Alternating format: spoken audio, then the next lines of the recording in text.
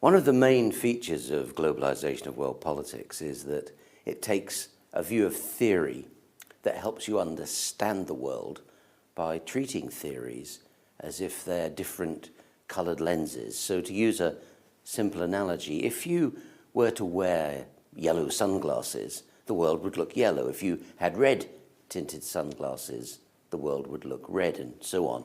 Well, that's how we use theory. That is to say, we see the different theories of world politics as ways of understanding the same issue from different perspectives.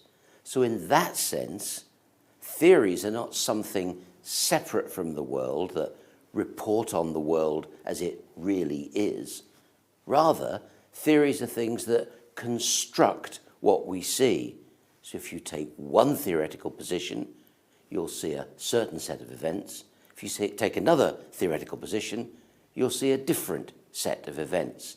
So the book outlines the main theories and gives you a whole series of studies and examples that you can then apply the theories to. Let's just take one contemporary case study, the civil war in Syria. The main theory of international relations, realism, treats the Syrian war in a very simple way. It sees it as a struggle for power. It sees the role of the United Nations as limited. It sees the various great powers competing for how they will effect a change in Syria, the Russians and the Chinese vetoing anything in the United Nations because they don't want the United Nations to intervene in the sovereign affairs of a state. You see the British and the Europeans and the Americans are trying to support the rebels, but being restricted in their ability to do that because they don't have the sheer power, military and political power, to intervene. It would be difficult. So realists see the Syrian conflict in a quite specific way. Liberals, the other major theory of world politics, tend to look at Syria as an attempt to construct consensus, to see how you can get norms and rules and laws and cooperation to solve a problem. So they would focus on all those leaders in the world who are trying to bring peace to the region, and they would see the role of the United Nations as central, and they would point out that over time, the UN and world bodies have a greater opportunity to influence events than they did hundreds of years ago. So in that sense, liberals look at the conflict in Syria in a different way.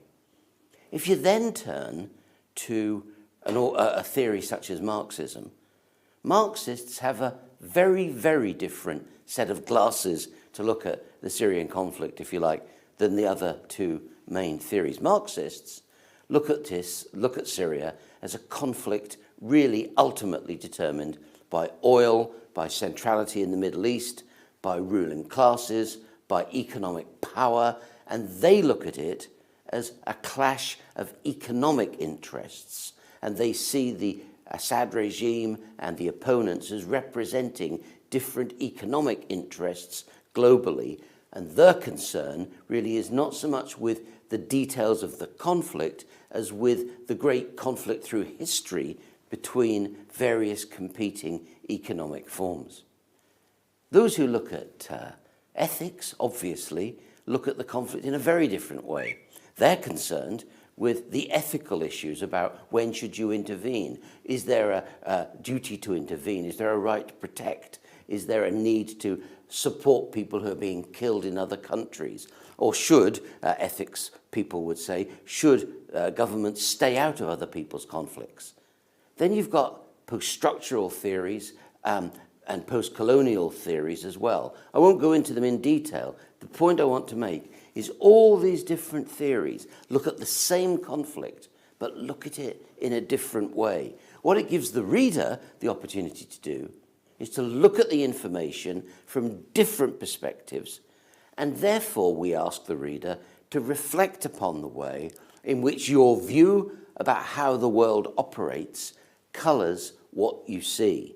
So we're trying to make a bigger theoretical point in globalization of world politics, which there isn't a simple common sense view of the world that's right, but instead what we have are different theories that paint a different picture of reality, and it's therefore up to the reader to judge which theory is most suitable, which theory is correct, which theory they prefer, and to know what other theories would say about that issue. We think that's a unique selling point of the book, and all the feedback over the years has been that the ability to give different theoretical views is one of the great strengths of the text.